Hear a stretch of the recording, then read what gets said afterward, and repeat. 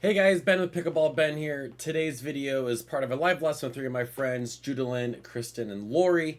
This lesson was all about the soft game in this section, specifically dinking, where we break down how to dink from the ground up. If you like this video, don't forget to like and sub, and then share with a friend, and we'll see you on the next one. Okay, you guys ready? Okay, here's what we're gonna do. So the biggest thing with dinking is that, kind of like we talked about, me and Lori talked about last time, is that it's all about the acceleration of your arm, not so much like your paddle or anything else. So what we're gonna do, we're gonna put our paddles down. Okay, we're just gonna toss the ball back and forth through each other. Really simple. Kristen, come all the way up. Good. Yeah, right to the kitchen line. We're just going like this. Because then eventually when we get our paddles back, this is all it is, right?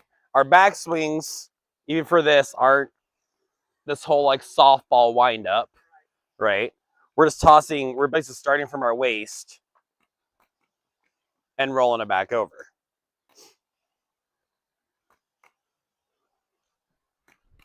And step in if you need to.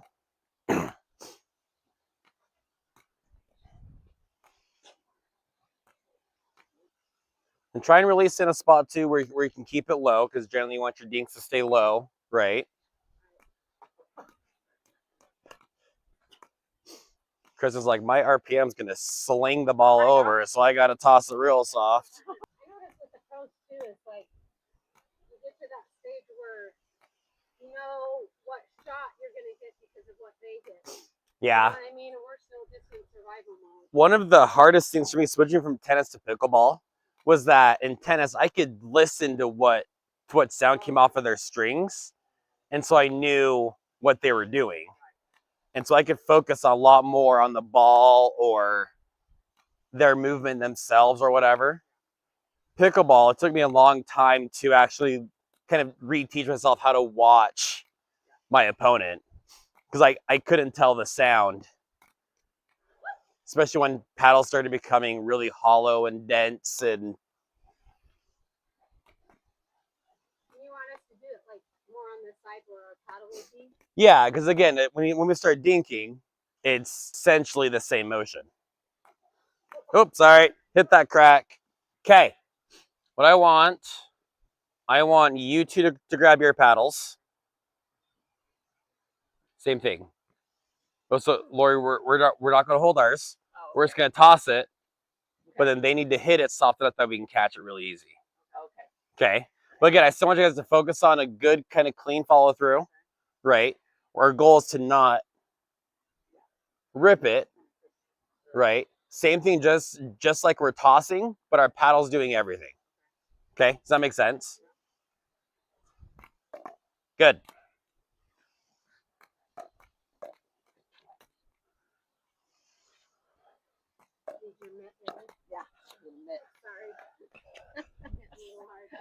Then if you need to soften your wrist, there you go. See that difference?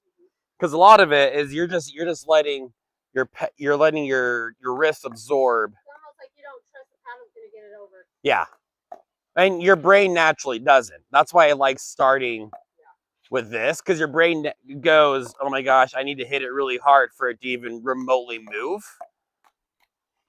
And so it's about teaching your brain that you're in control. You don't need to hit it near as hard as you think you do for it to roll over.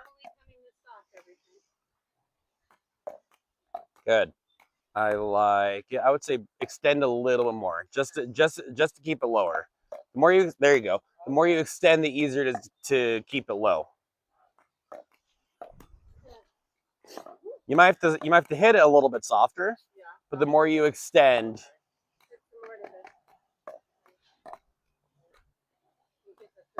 Good.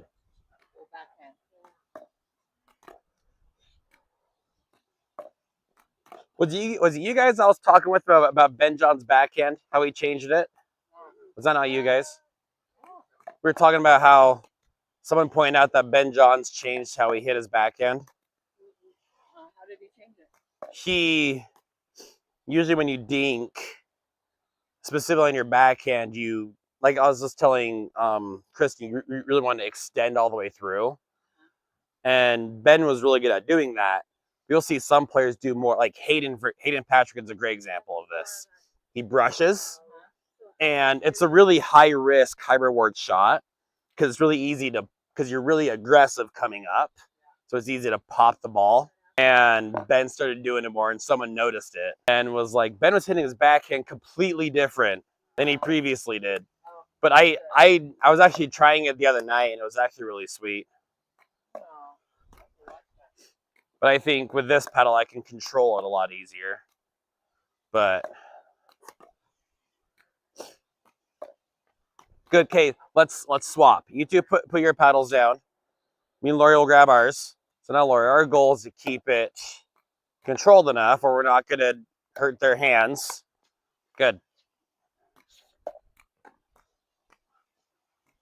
Yeah, Lori, don't hurt me. Okay, good.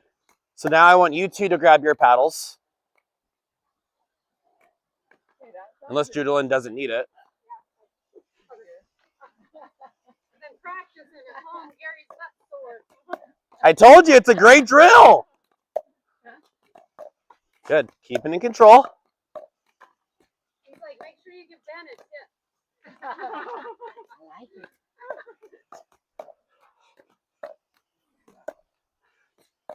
He just thinks you're being affectionate. Little does he know. Whoops, sorry. Soften that wrist a little more, Kristen. There you go.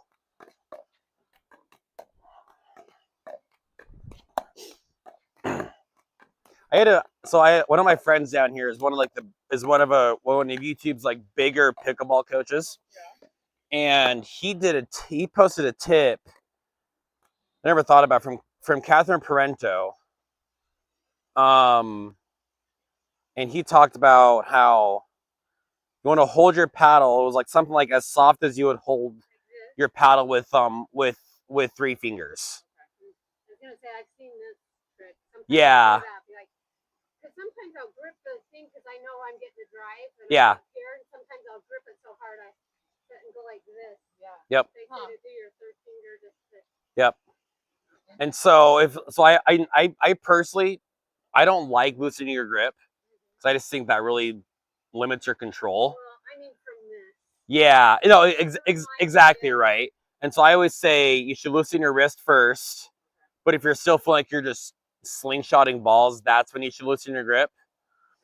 And so if you feel like your wrist is really loose and you still don't have a lot of control, that's when you loosen your grip. Good.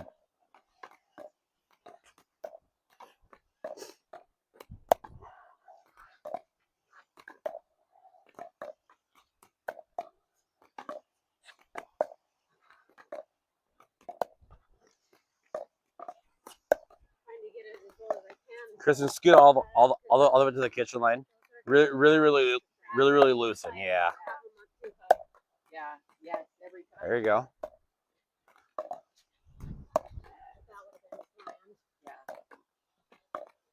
Good.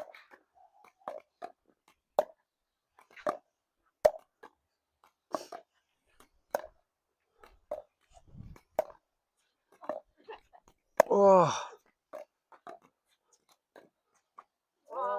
And I still want to see a little bit of a follow through. You don't need to follow through all the way like I usually say, but just enough where you're staying in control and physics isn't taking over. So if you just stop there, you're going to lose a lot of your control. So I still want to see a little bit of a follow through. Oops. And we'll talk about resets today too.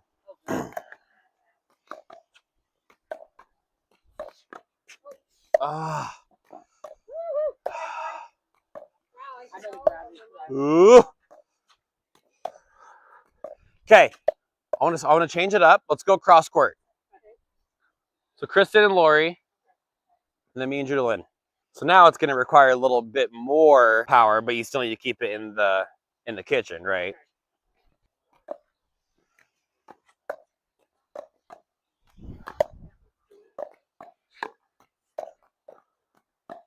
Oh.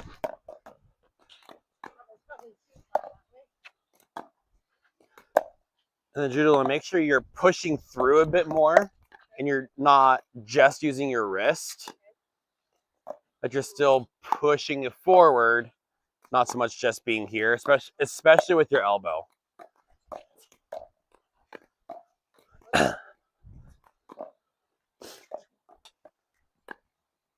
Not just going like this all the way through. There you go. Whoopsies! If I can even do it.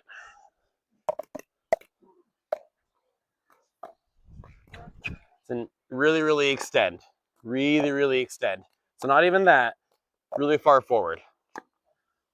Yeah. That's better. So now soften it. There you go. Good. Good. I like that one a lot. There it is. Good. A little bit more. Especially since you hit across it so much. Drop it down. And then go. There you go. Now really, really push. Just like that. Really, really extend. That's better. Now keep it soft.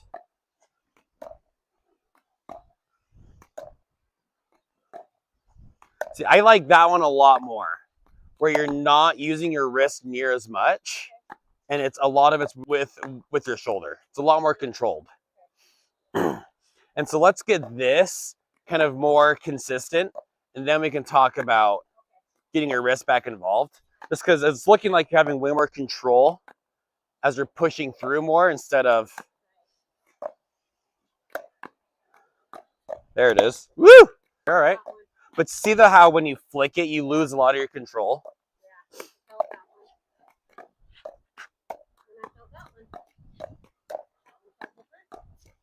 See, I like that a lot more, where you're still kind of rolling across it, but you're extending more. Wow, that has some sauce on it. What was on that thing? That totally went away from me. Oops. See, 'cause I'm not using my wrist really at all, and I'm still getting plenty of spin on it, right? I can tell a difference when I use my. Oh! Follow through, like I can tell a difference. And keep it soft. Good. That looks really, really good. Okay. Really, really good. Yeah, I like these a lot, you guys. Lori, I want you all the way up in the kitchen. Sorry, one thing at a time for me. Good. Good.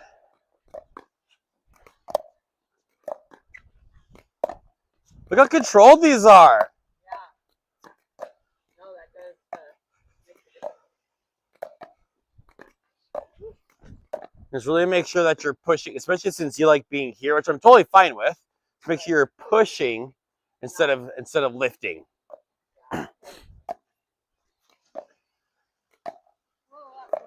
Little less wrist. Little less wrist. Good. Oh, that was really bad.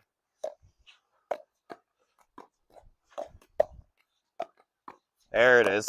See the difference between that first one and that second one? Yeah, no, when I do it right, like I can feel it.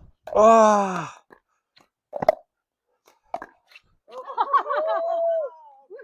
Clip it.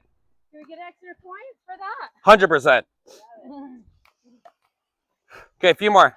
Then we'll grab a drink. These look really, really good. I like that I feel the difference, like in a short time. And that's the biggest thing for me is that I try and make sure you guys can feel both. When I'm doing it naturally. Yeah, because I mean, like playing last night, for example, with you, you're saying you're not gonna have like someone telling you what you're doing wrong. Yeah. And so if you're like sucking, you're just like, okay, why am I? Like all of a sudden, like now I'm. Yeah, it's like, okay, what am I doing wrong, right? And so you're instantly given this like checklist of stuff Make to. sure, yeah, am I doing this? Yeah. You know, I was teaching this lady in my fundamentals class who played a lot of ping pong. So she's used to just being here and not like moving. And so like a checklist I use, especially in tennis, but I still use now, is I start from my feet up. Because usually if something's off, it's probably your footwork, right? You know what? I like that. Just even taking a second and going through, like, okay, Yeah. and just a checklist. I like that. Like, Yeah. kind of resetting a little. Yeah, and so and that's why you'll see players walk back and like touch the back fence. Because because I'll do it. It's a grounding point. Yeah. Right? It's something that's consistent and it's kind of always there. But then as well, I'll use it. I'll use my towel. One, because I sweat like crazy, but two, I think about that stuff. Like, okay, like, you know, that point was miserable. What did I do wrong? I'm like, okay, was it my footwork? I was like, okay, I don't think it was that. Was it my legs? Am I swinging too hard? Right. And so I'll just kind of walk through. Yeah, instead of just being like, wow, I'm miserable at this sport. And then I'm gonna just keep doing what's not working. Yeah, I like that. That actually would probably be really helpful. Because like in other sports like basketball, football, whatever, you can call a timeout, and your coach will come over. And pickleball, you can call timeouts, but chances are you're not gonna have someone just tell you that, you know, you're not swinging or your footwork isn't footworking or.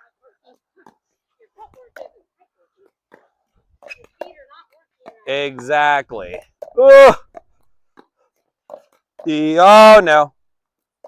Really good, you guys. Let's grab these up and then we'll grab a drink.